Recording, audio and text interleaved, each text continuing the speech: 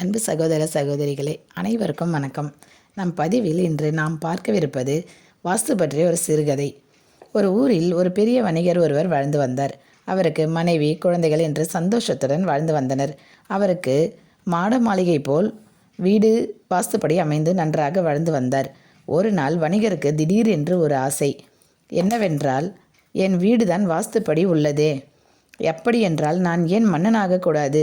கண்டிப்பாக ஆகிவிடுவேன், வாய்ப்புகள் அதிகம் உள்ளது. எனவே அதற்கான முயற்சிகள் செய்து கண்டிப்பாக மன்னனாக வேண்டும் என்ற வெறியுடன் சுற்றி கொண்டிருந்தார்.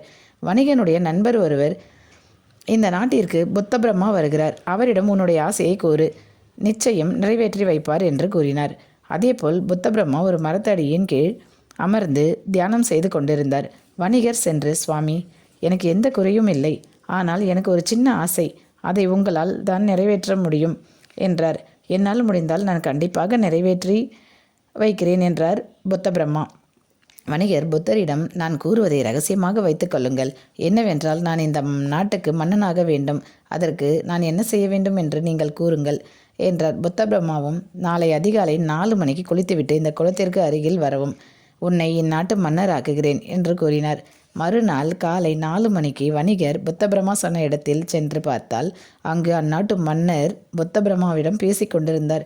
வணிகருக்கு ஆத்திரம், பயமும் வந்துவிட்டது. புத்தர் என்னை மன்னரிடம் போட்டு கொடுத்து விட்டார் என்று நினைத்தார். சிறிது நேரம் கழித்து மன்னரும் புறப்பட்டார். வணிகர் புத்தபிரமாவிடம் சென்று, ஐயா, நீங்கள் எனக்கு துரோகம் செய்துவிட்டீர்கள் என்றார். என்ன காரணம் என்று வினவினார். புத்தர், மன்னரிடம் என்னை பற்றி போட்டு கொடுத்து விட்டீர்கள், பெரியவர்களாகிய தாங்கள் இப்படி செய்வது சரியா என்று ஆத்திரத்துடன் கேட்டார். அதற்கு புத்த பிரம்மா அமைதியுடன், அப்படி எதுவும் நடக்கவில்லை, நாளை காலை 5 மணிக்கு சிவன் கோயிலுக்கு வரவும். உனக்கு அரச பதவி பிரமாணம் செய்து தர ஏற்பாடு செய்கிறேன். இப்பொழுது அமைதியாக வீடு திரும்பவும் என்று வணிகரை அனுப்பி வைத்தார்.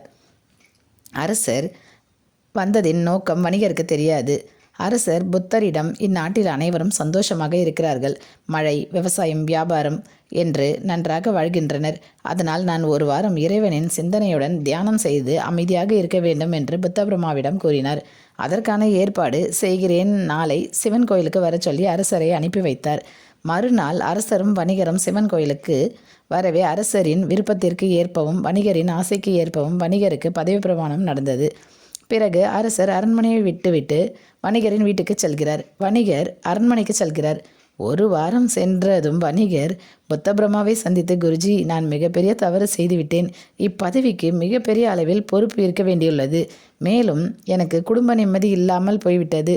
தயவு செய்து நான் வீட்டிற்கு செல்கிறேன், என்னை அனுப்பி வையுங்கள் என்று மன்றாடினார். இதேபோல் அரசரிடம் கேட்டபோது, நான் வணிகர் வீட்டிலேயே இருந்து விடலாமா என்று எண்ணுகிறேன், அமைதியாக இருக்கிறது என்றார்.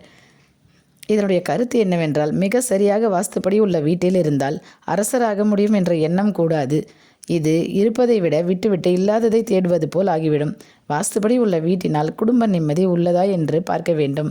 பேராசை படக்கூடாது. நன்றி, வணக்கம்.